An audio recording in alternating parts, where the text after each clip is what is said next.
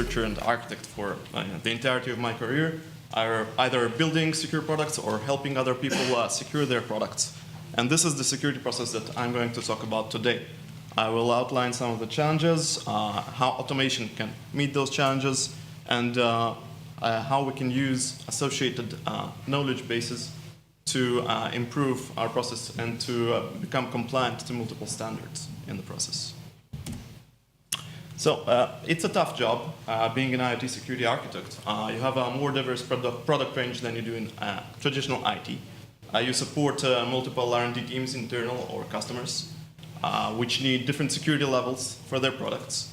You have a changing regulation and standardization landscape, which keeps getting updated every year.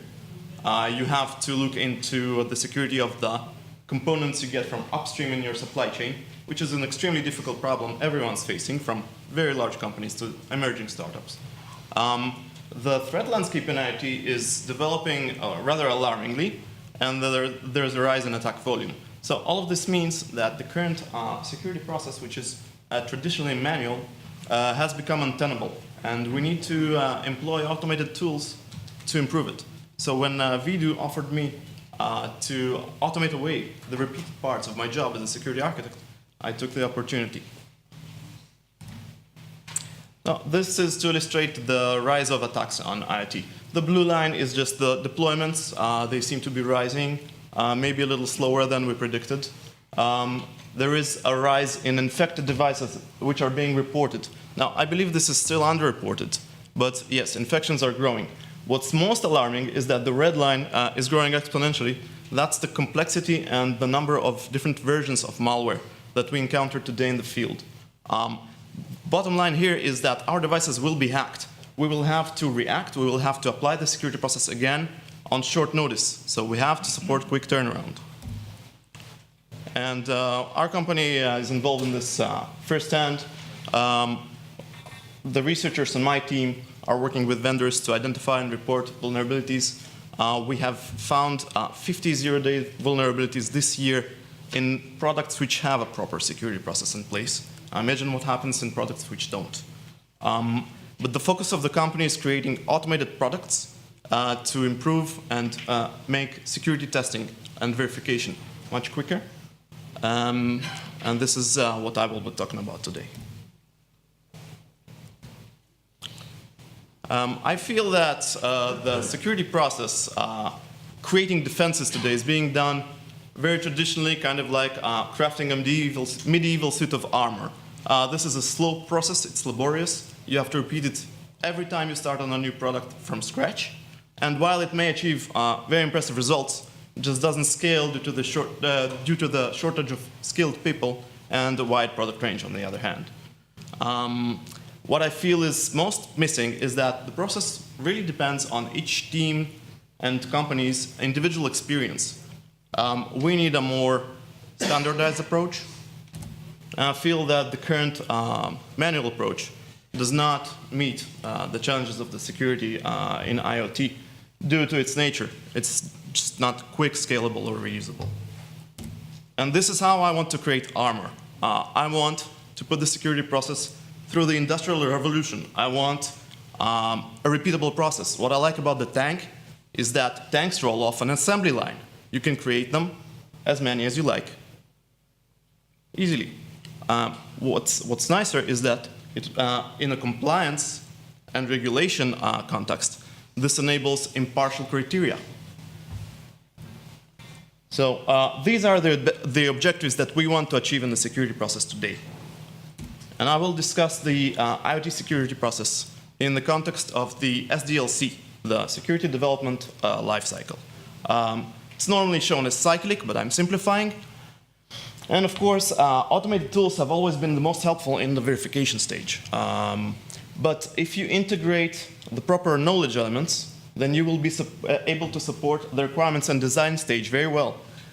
If you integrate detailed guidance into your output, then you will be able to help implementers through the implementation stage. You will be able to help engineers.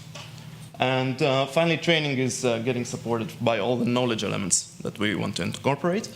And there is a special treatment for the release and post-release phase. I will get to that. So to do security work, you need a security model. And as a security architect, my major output is security requirements. That's what most of my work is about.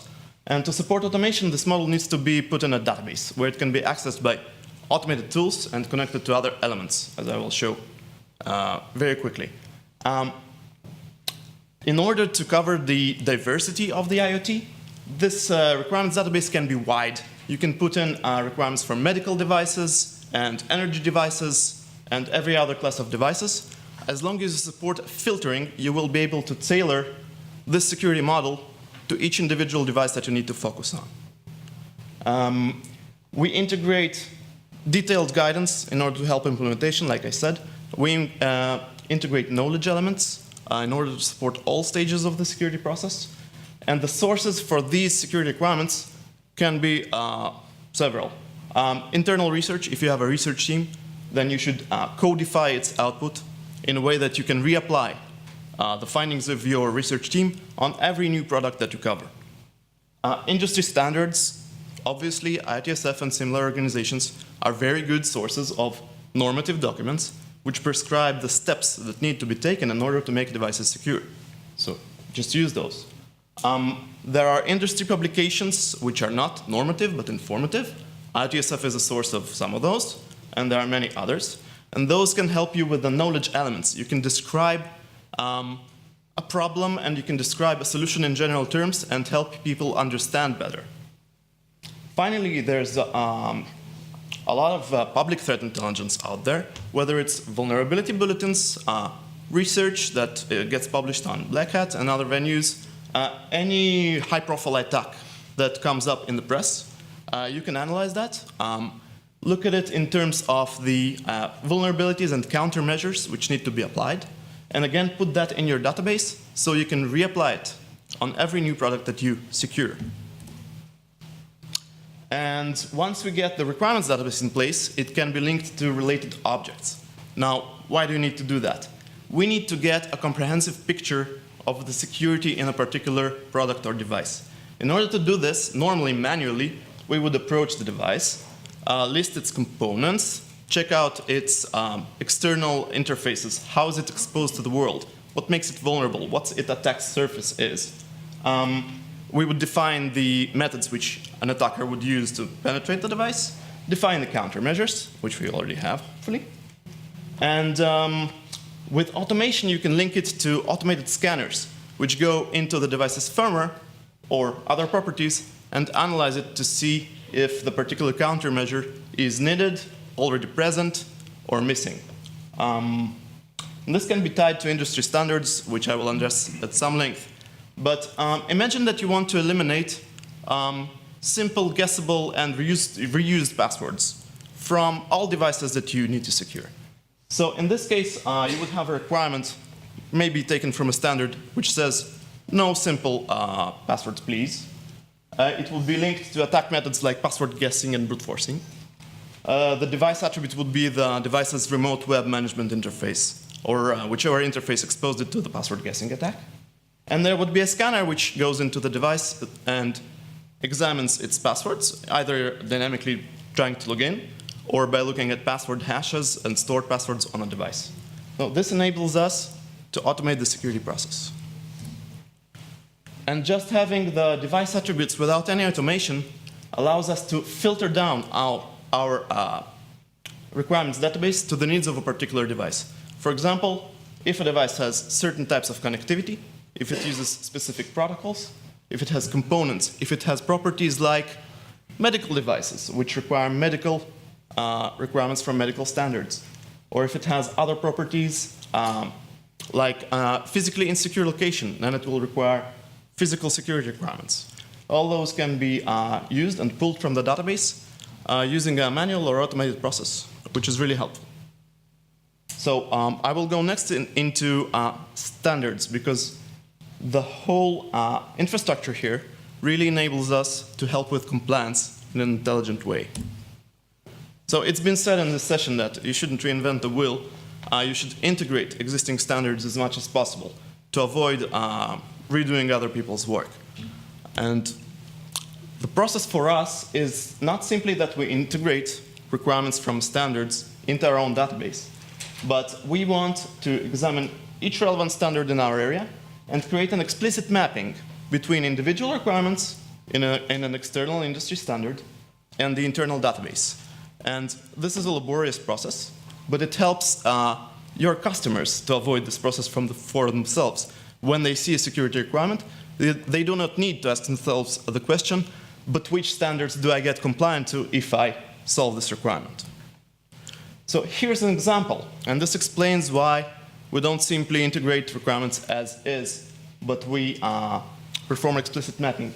Here's an IoTSF requirement on crypto, and here's an INISA requirement on password complexity. And each one is mapped to several internal requirements. It's broken down into components. Why? Because we need to support automation. And to support automation, we need requirements which translate easily to automated tests. Also, I believe that requirements which are at a lower resolution, less abstract, are easier for engineers to understand and implement, and of course are easier to explain. And doing this enables you to filter your standards, your requirements in a different way, according to a set of standards. A medical device sold in the US will be subject to FDA and NIST standards and possibly other standards, different from the same device being sold in the EU. And you would need to help a vendor to apply all the necessary standards in a uniform way, receiving requirements written in a uniform language in a completely unambiguous and non-confusing way.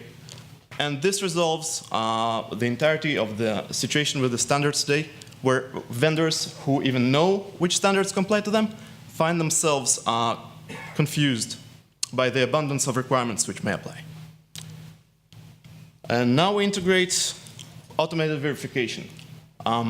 You can take a device's firmware, subject it to static analysis, a variety of methods for dynamic analysis, and for each requirement in your database, you can have scanners which perform tests and which can tell you if a certain requirement is met or negative.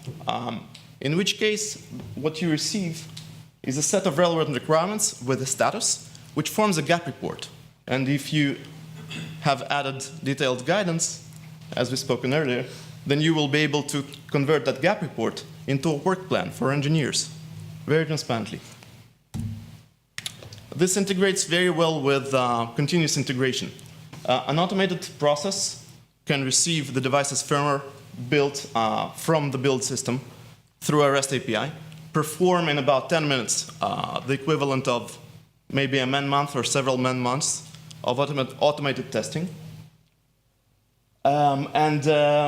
This solves an important problem in security today, because normally the manual security process delays deployment. You create a product version, you pass it off for testing, and it returns to you several weeks or months later. In the meantime, your product has evolved. Now you have to do merges. This is very complex. Now, the automated continuous integration process is seamless. A word about the post-release phase. It's a little tricky, but it's very useful. Some issues are very difficult to solve fundamentally. For example, if you use an old Linux kernel on your device, you will be vulnerable to the dirty cow attack. And you might say to the vendor, well, okay, upgrade your device's kernel. But this is extremely difficult for some vendors because of the many engineering implications. It's much easier to deploy countermeasures which block the attack through the particular system call that it uses. And endpoint agents exist, and different security features exist, which can be configured to mitigate a lot of existing issues. But those need to be configured, and this is a meticulous process. So the automated scanning and verification process can create automatically a configuration for all security tools present on the device in order to mitigate as many problems as possible post-release. And of course, this can be updated dynamically, which is useful. So to conclude, there are many security questions which a security architect has to answer about a product. And the normal process involves us answering them manually using a laborious process. What is the right security level for my product?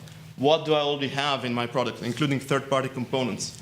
What are my gaps? What do I need to resolve, and how do I resolve those gaps? How can I achieve trust, and how can I achieve certification? And how can I maintain this trust after I release the product in the field? So I hope that automation is clearly the solution for many of those questions. And this is what we're doing at VDOO. We are creating an automated analysis process which takes a device, breaks it into relevant components, performs threat analysis, and outputs a gap report, which can be iterated through, also which configures post-release monitoring agents.